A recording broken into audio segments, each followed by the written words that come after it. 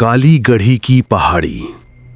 नमस्कार दोस्तों, मैं आपका दोस्त राज और आप देख रहे हैं डार्क वाइब्स। आज मैं आपके लिए लेकर आया हूं एक और डरावनी और सच्ची कहानी। अगर आपने अभी तक हमारे चैनल डार्क वाइब्स को सब्सक्राइब नहीं किया है तो जल्दी से कर लीजिए, क्योंकि मैं ऐसी ही हॉरर और रहस्यमयी कहानियां डेली लेकर आता हूं और इसकी पूरी सीरीज आएगी एपिसोड वाइज। तो चलिए आज की कहानी शुरू करते हैं। रात के 2:13 हो रहे थे। काली गढ़ी की पहाड़ी सड़क पर सिर्फ एक बाइक दौड़ रही थी और वही बाइक लेकर एसीपी आरव राठौड़ मौत की तीसरी दस्तक की तरफ जा रहा था। जगह पर पहुंचते ही थोड़ा धुंध, थोड़ी ठंड और बीच सड़क पर एक और लाश पड़ी थी। ना शरीर पर चोट, ना खून, बस वही खुली हुई आंखें जिन्हें देखकर लगता था जैसे मौत को सामने से आते देखा हो। लाश के पास काली राख का छोटा ढेर मिला, बिल्कुल वैसे ही जैसे पिछले 5 मामलों में मिला था। एक कांस्टेबल डरते डरते बोला, सर इस पेड़ को देखिए, कुछ लिखा है। पेड़ की छाल पर खून से उकेरा था, मैं लौट आया हूं। 3 साल पहले गायब हुआ सीरियल किलर, मॉडर्न टेक्निक से पकड़ में ना आने वाला, जिसे पुलिस ने नाम दिया था शैडो मैन। क्या वो सच में वापस आ गया था? काली गढ़ी से थोड़ी दूर एक पुरानी कोठी में रितिका अकेली रहती थी। रात के उसी समय उसके दरवाजे पर जोर जोर से दस्तक हुई।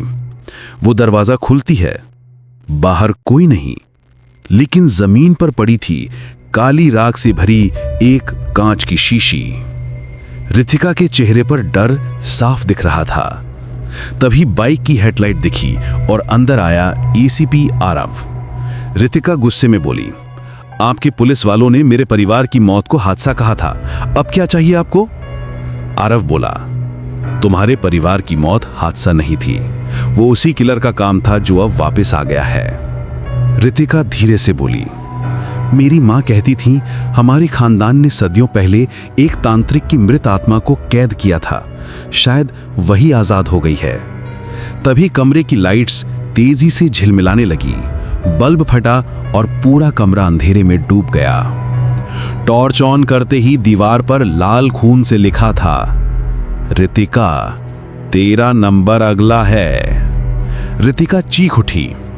आरव उसे बाहर लेकर भागा, पर जंगल की सड़क पर एक काली परछाई उनके सामने आकर खड़ी हो गई। वो इंसान नहीं था, ना पूरी तरह भूत। उसका जला हुआ शरीर धीमे धीमे धुआं छोड़ रहा था।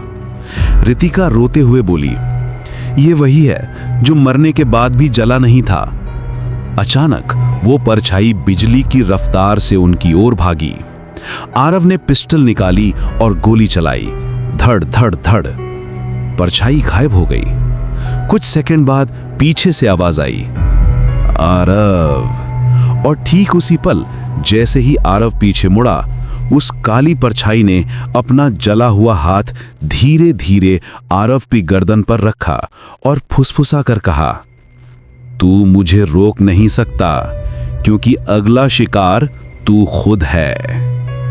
रितिका चीखती है, आरव पीछे देखो, लेकिन बहुत देर हो चुकी थी। कैमरा धीरे धीरे अंधेरे में डूबता है और आखिरी आवाज आती है, ये तो सिर्फ शुरुआत थी। एपिसोड 2 में किस्मत किसका साथ देगी, जानने के लिए तैयार रहिए।